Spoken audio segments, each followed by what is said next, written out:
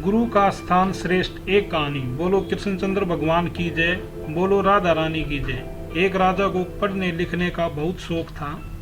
एक बार उसने मंत्री परिषद के माध्यम से अपने लिए एक शिक्षक की व्यवस्था की।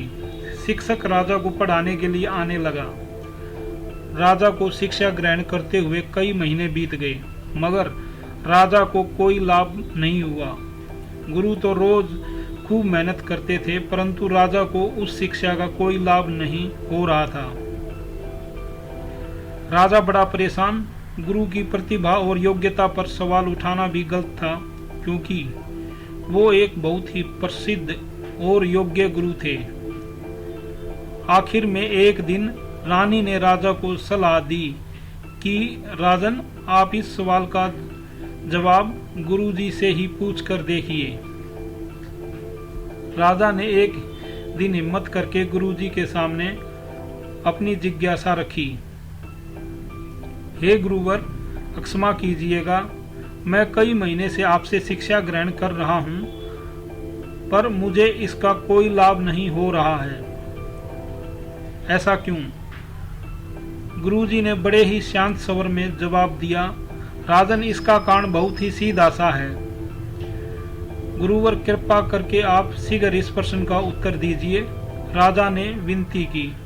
गुरुजी ने कहा, राजन, बात बहुत छोटी है, परंतु आप अपने बड़े होने के अहंकार के कारण इसे समझ नहीं पा रहे हैं और परेशान और दुखी हैं। माना कि आप एक बहुत बड़े राजा हैं,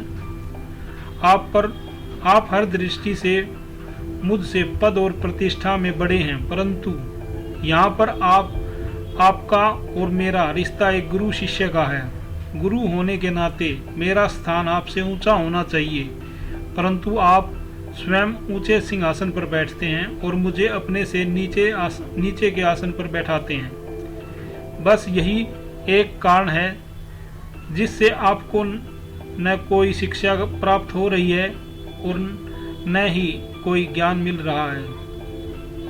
आपके राजा होने के कारण मैं आपसे यह बात नहीं कह पा रहा था। कल से अगर आप मुझे ऊंचे आसन पर बैठाएंगे और स्वयं नीचे बैठें, तो इसका तो कोई कारण नहीं कि आप शिक्षा प्राप्त न कर पाएं। राजा की समझ में सारी बात आ गई और उसने तुरंत अपनी गलती को स्वीकारा और गुरु वर्ग से उच्च शिक्षा प्राप्त की। मित्रों, इस छोटी सी कहानी का सार यह है कि हम रिश्ते नाते, पद या धन वैभव किसी में भी कितने भी बड़े क्यों न हों, हम अगर अपने गुरु और उसका उचित स्थान और आदर नहीं देते तो हमारा भला होना मुश्किल है।